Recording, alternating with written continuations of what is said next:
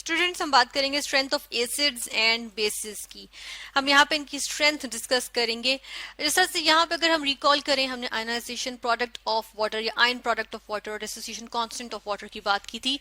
तो उसमें हमने क्या देखा था कि हमारे पास KW होता है, जिसके लिए हमारे पास जो है वो एक्सप्रेशन कुछ इस तरह से था, concentration of hydrogen ions into concentration of hydroxyl ions, इस तरह से था। और हम देखते हैं कि 25 डिग्री सेल्सियस पे इसकी हमारे पास यहाँ पर जो वैल्यू थी वो आ गई थी एक्सपोनेंशियल -14, ठीक है। और ये किस पे थी? 25 डिग्री सेल्सियस पे। तो हम यहाँ पर लिख देते हैं ये एट 25 डिग्री सेल्सियस, ठीक है, इस तरह से थी। ये हमने देखा था। इसके बाद हम यहाँ पर मजीद कुछ चीजें देख लेंगे और उसमें से ये देखेंगे हम कि अगर हमारे पास यहाँ पे अगर इस चीज को हम रखें, कंसिडर करें, ठीक है, ये वाला पार्ट हम कंसिडर करेंगे, ठीक है। तो इसको हम यहाँ पर लेकर आते हैं नीचे और हम देखते हैं कि मेरे पास यहाँ पर क्या है, concentration of hydrogen ions into concentration of hydroxide ions is equal to 1 into 10⁻⁻14, ठीक है, ये हमारे पास है। और ये हम कहते हैं न्यूट्रल कंडीशंस में होता है, ठीक है। हम अगर न्यूट्रल कंडीशंस में जितनी भी अगर हम KW की वैल्यूज देखेंगे ना, 25 डिग्री सेल्सियस नहीं भी हो, तब भी हम देखते हैं कि हमारे पास एक्सपोनेंशियल -14 में ही हमारे पास जो है वो वैल्यूज आ रही होती हैं, ठीक है। तो हम देखते हैं कि उसकी वजह से हमारे पास यहाँ पर होता क्या है कि हमारे पास जो वैल्यूज आती है ना, जो अगर हम इसको जो है वो PKW में कन्वर्ट करें तो 14 के अराउंड ही आती है, ठीक है। तो हमारे पास ये क्या है, यहाँ पे जो पावर है वो एक्सपोनेंशियल -14 ही आती है। अच्छा, यहाँ पे 25 डिग्री सेल्सियस पे देखिए या किसी भी टेम्परेचर पे, और ये हमने देखा किसमें, न्यूट्रल कंडीशंस में, ठीक है। यहाँ पर हम जो मेन चीज है वो लिखेंगे कि ये न्यूट्रल कंडीशंस की हम बात करें। इसके बाद हम क्या करते हैं कि यहाँ पर हमने इसकी क्या कर देते हैं, नेगेटिव लॉग ले लेते हैं। नेगेटिव लॉग लेंगे तो हमारे पास क्या आ जाएगा, नेगेटिव, अगर फर्ज करें मैं यहाँ पर लगा देती हूँ नेगेटिव लॉग, ठीक है, और इस सब का नेगेटिव लॉग ले लिया, और यहाँ पर मैंने किसका नेगेटिव लॉग ले लिया, इसका जो है वो पूरे का नेगेटिव, सॉरी, इसको हम थोड़ा सा ठीक करके लिखेंगे, नेगेटिव लॉग ले लिया इस तरह से, ठीक है। तो ऐसा करने पे क्या होगा, ऐसा करने पे हमारे पास यहाँ पर जो है नीचे हम देखते हैं कि हमारे पास क्या चीज बन जाएगी, यहाँ पर आ जाएगा कुछ इस तरह से लिखेंगे कि हम लिखते हैं यहाँ पे नेगेटिव लॉग ऑफ, अब देखिए लॉग के साथ जो है दो चीजें अंदर जो है वो जो जिन चीजों के साथ लॉग आ रहा है वो दोनों जो है वो आपस में मल्टीप्लाई हो रही है, इसलिए लॉग इसके साथ भी आएगा प्लस लॉग इसके साथ, ठीक है। और दोनों के साथ नेगेटिव मौजूद है, इसलिए हम देखते हैं कि negative log of hydrogen ions plus negative log of hydroxyl ions, ठीक है, की कंसेंट्रेशन, ठीक है, इस तरह से ये आ जाएगा। यहाँ पे क्या आ जाएगा, यहाँ पे हम देखते हैं, यहाँ कैलकुलेटर पे हम देखेंगे कि 1 एक्सपोनेंशियल -14, ठीक है, ये है, और इसका लॉग लेंगे और साथ नेगेटिव है, नेगेटिव का साइन है इसलिए नेगेटिव लगाएंगे, तो ये हमारे पास आंसर आता है 14। तो यहाँ पर क्या आ रहा है, 14, ठीक है, इस तरह से आ गया। फिर हम देखते हैं negative log of hydrogen ion concentration क्या होता है, pH, और negative log of hydroxyl ions concentration या हाइड्रोक्साइड की आयंस की कंसंट्रेशन ये क्या होता है, POH, ठीक है। तो ये किसके इक्वल हो गया, 14 के, ठीक है। तो pH प्लस POH किसके इक्वल हो रहे हैं, 14 के इक्वल होता है, ठीक है। ये हमने यहाँ पर देख लिया। इसके बाद हम क्या देखते हैं, यहाँ पर एक और चीज देखेंगे कि जब हमारे पास न्यूट्रल कंडीशंस होती हैं तो हमने क्या कहा था कि हमारे पास ये हम देखेंगे कि न्यूट्रल कंडीशंस में एक और चीज के हाइड्रोजन आयंस जो होते हैं वो इक्वल होते हैं किसके, हाइड्रोक्सिल आयंस के, ठीक है, इस तरह से होते हैं। लेकिन जब हम देखते हैं क्या चीज, जब हम देखते हैं हमारे पास कंडीशंस आ जाए, क्या हमारे पास कंडीशंस आ जाए, एसिडिक कंडीशंस, ठीक है, एसिडिक कंडीशंस आ जाए। चले हम न्यूट्रल जहां लिखा था उसी तरह हम यहाँ पर इस साइड पे हम यानी राइट साइड पे जो है हम एसिडिक लिख देते हैं, ठीक है। तो हम देखते हैं कि ऐसी सूरत में क्या होगा कि हमारे पास जो ये हाइड्रोजन आयंस है ये इनकी कंसंट्रेशन ग्रेटर हो जाएगी किससे, हाइड्रोक्सिल आयंस की कंसंट्रेशन से, ठीक है। तो यहाँ पर क्या होगा, यहाँ पे जब न्यूट्रल थे तो एक्सपोनेंशियल -14 का मतलब है कि ये हमारे पास एक्सपोनेंशियल -7 है, ठीक है, और ये भी हमारे पास क्या है, एक्सपोनेंशियल -7 में मौजूद है, ऐसे था ना। अब जब हाइड्रोक्सिल आयंस की कंसंट्रेशन जो है वो कम हो जाएगी और हाइड्रोजन आयंस की कंसंट्रेशन जो है वो ज्यादा हो जाएगी, तो इस सूरत में क्या होता है, इस सूरत में अब देखें कि अगर यहाँ पे एसिडिक कंडीशंस बनेगी तो हम देखते हैं कि अगर मेरे पास क्या हो जाए, एक्सपोनेंशियल -7 से हम हाइड्रोजन आयंस की जो कंसंट्रेशन है उनकी बात करेंगे, ठीक है, कि अगर वो क्या हो जाए, वो हमारे पास यहाँ से एक्सपोनेंशियल -7 से जो है वो क्या हो जाए कि वो जो है वो हम कहते हैं मोर हो जाए, ठीक है, एक्सपोनेंशियल -7 से मोर हो जाए।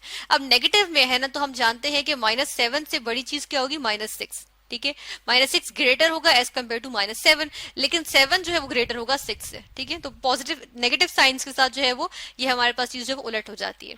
ठीक है। तो हम देखते हैं कि एक्सपोनेंशियल -6 जो है, अगर हम एग्जाम्पल के तौर पे लें, ठीक है, तो हम देखते हैं कि क्या होता है। अगर हम एग्जाम्पल के तौर पे लें तो हमारे सामने है कि ये चीज अगर फर्स्ट कर लेते हैं, एग्जाम्पल के तौर पे -6 ले लेते हैं कि हाइड्रोजन आयंस की कंसंट्रेशन एक्सपोनेंशियल -6 हो गई, ठीक है। तो अब हम होगा क्या कि जो एसिड की स्ट्रेंथ होगी उसको अगर हमें देखना हो तो हम कैसे देख सकते हैं कि अब इसको अगर हम यहाँ पर ले लें, यहाँ कैलकुलेटर पे अब हम इसकी बात कर लें तो हमारे पास एक्सपोनेंशियल -6, ठीक है। तो हम लेते हैं 1 × 10⁻⁻, यहाँ पे हम लिखेंगे -6, ठीक है। इसका अगर हम नेगेटिव लॉग लें तो ये 6 आ रहा है, ठीक है। तो हम यहाँ पर देख रहे हैं कि हमारे पास जो पीएच आ रही है, यानी कि पीएच आएगी एज अ रिजल्ट, वो क्या आ जाएगी, 6 आ गई, ठीक है। तो इस तरह हमें पता चला कि ये जो है वो हमारे पास एसिडिक है।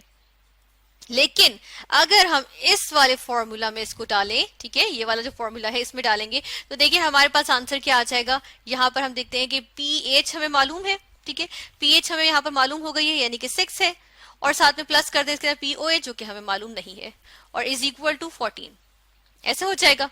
अब पीओएच क्या आ जाएगी हमारे पास, पीओएच आ जाएगी हमारे पास यहाँ पे 14 - 6, ठीक है। ये आंसर क्या आ जाएगा, यहाँ पे आ जाएगा 8। तो देखिए पीओएच अब हमें मालूम हो गई कि इसकी पीओएच हमारे पास क्या है, ये है 8, ठीक है। ये हमने देख लिया यहाँ पे कि हमारे पास क्या होता है कि हाइड्रोजन आयंस की कंसंट्रेशन ज्यादा हो जाती है। नेक्स्ट चीज की तरफ मूव करेंगे और वो हमारे पास है कि अगर हमारे पास कंडीशंस जो है वो बेसिक हो जाए, ठीक है। ये हम थर्ड कंडीशन जो है वो यहाँ पर स्टडी कर रहे हैं।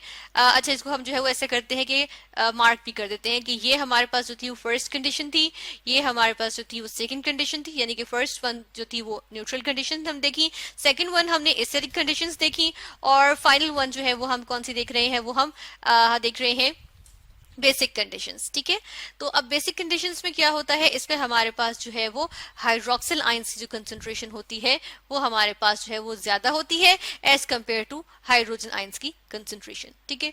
अब न्यूट्रल के केस में हमने क्या देखा था कि जब न्यूट्रल केस में हाइड्रोजन आयंस और हाइड्रोक्सिल आयंस जो है वो बराबर थे तो उनकी दोनों की एक्सपोनेंशियल -7 एक्सपोनेंशियल -7 थी, ऐसे था ना हमारे पास, ठीक है।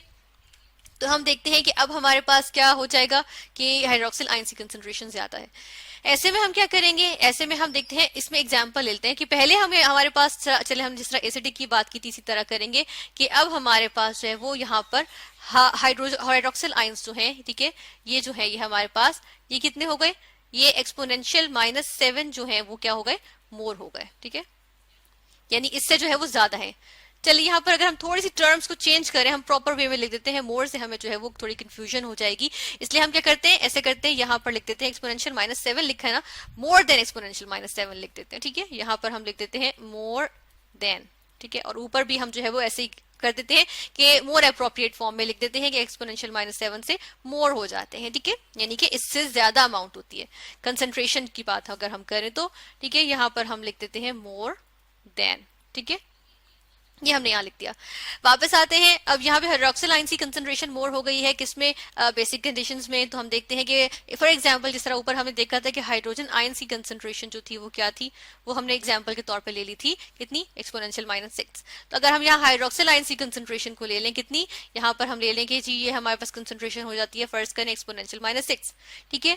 तो अब पीओएच क्या हो जाएगी, पीओएच हमारे पास जो है वो भी आ जाएगी, बिल्कुल उसी तरीके से आएगी कि हम देखते हैं 1 × 10⁻⁻6, ठीक है, और हम देखते हैं कि जब हम इसका लॉग लेंगे तो यह एच की वैल्यू नेगेटिव लॉग 6 आ गया, ठीक है। तो पीओएच भी जो है वो हमारे पास 6 आ गई, ठीक है ना। यहाँ पर हमने किसकी बात की थी, यहाँ पे हमने जो है वो हाइड्रोजन आयंस की बात की थी, ठीक है, और यहाँ पे किसकी बात कर रहे हैं, हाइड्रोक्सिल आयंस की बात कर रहे हैं, ठीक है। ये चीज को जो है वो हमने बिल्कुल भी भूलना नहीं है, ठीक है ना।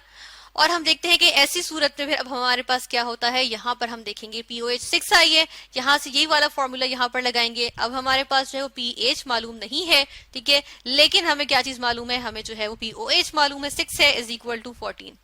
यहाँ पे पीएच लिखे रहने देंगे, यहाँ 14 - 6 कर देंगे, ठीक है। 14 - 6 क्या होता है, 8 आ जाता है, ठीक है, तो ये 8 आ गया। अब देखिए पीएच जो है वो 8 है, ठीक है, पीओएच जो है वो 6 है हमारे पास, जबकि हम देख रहे हैं कि जो हमारे पास बेसिक कंडीशंस हैं, यानी कि हमने यहाँ से एक चीज जो देखी, थोड़ा सा यहाँ पे हम नीचे करके देखेंगे एक चीज, और वो ये कि देखिए हमारे पास अगर यहाँ पे पीएच की बात करें तो पीएच जब हमारे पास क्या थी, 7 थी, तो वो क्या था, वो हमारे पास जो है वो न्यूट्रल कंडीशंस थी, है ना, न्यूट्रल कंडीशंस थी ना। हम देखा था हाइड्रोजन आयंस एक्सपोनेंशियल -7 होंगे तो वो 7 pH आएगी, ठीक है, और 7 ही हमारे पास फिर POH भी आएगी। फिर हम देखते हैं हमारे पास pH जो है वो क्या हो गई, वो हमारे पास जो है वो हम कहते हैं <7 हो गई, ठीक है, <7 हो गई तो वो हमारे पास एसिडिक कंडीशंस आ गई, ठीक है। और जब हमने देखा कि हमारे पास यहाँ पर क्या हुआ कि जो ये pH थी ये हमारे पास जो है वो <7 आ गई, तो हमारे पास यहाँ पे कंडीशंस जो है वो चेंज होकर बेसिक हो गई, ठीक है, जिस तरह यहाँ पर देखा। और POH के लिहाज से देखें तो इसको ऑपोजिट हो जाता है, यानी कि अगर POH की बात करें वो भी हम देखते हैं कि हमने हाइड्रोजन आयंस यहाँ पर जो हमने सॉल्व नहीं किया, लेकिन ये ऑब्वियस है कि जब एक्सपोनेंशियल -7 का नेगेटिव लॉग लेंगे तो वो क्या आएगा, 7 आएगा, ठीक है। तो यहाँ न्यूट्रल कंडीशंस में हमारे पास pH हो या POH हो, दोनों हमारे पास क्या होती हैं, 7 आती हैं। तो ये POH जब हमारे पास क्या होगी, 7 होगी, तो हमारे पास क्या होंगी, कंडीशंस जो है वो क्या आ जाएंगी, न्यूट्रल आ जाएंगी, ठीक है, न्यूट्रल कंडीशंस आ जाएंगी। लेकिन जब हम देखते हैं कि हमारे पास यहाँ पे जो POH है वो क्या हो जाएगी, ये हमारे पास जो है वो <7 हो जाएगी, तो हमारे पास क्या आ जाएंगी, बेसिक कंडीशंस आ जाएंगी, ठीक है, बेसिक कंडीशंस। लेकिन यहाँ पर एक और चीज देखेंगे कि जब हमारे पास POH जो है वो क्या हो जाएगी, वो हमारे पास जो है वो <7 हो जाएगी, तो हम देखते हैं कि हमारे पास कंडीशंस जो है वो क्या हो जाएंगी, एसिडिक कंडीशंस हो जाएंगी, ठीक है। इस तरह से हमने pH POH के लिहाज से हमने देख लिया कि हमारे पास जो है वो कंडीशंस जो है वो किस तरह चेंज होती है, यानी एसिडिटी बेसिसिटी, ठीक है, वो किस तरह से, या न्यूट्रलिटी, ठीक है ना। तो यहाँ पे हमने ये देखा, और हम जो है वो देखते हैं कि जो कंसंट्रेशन होगी हाइड्रोजन आयंस की उसके लिहाज से या हाइड्रोक्सिल आयंस की उसके लिहाज से हम जो है वो स्ट्रेंथ ऑफ एसिड्स या स्ट्रेंथ ऑफ बेस जो है वो मालूम कर सकते हैं।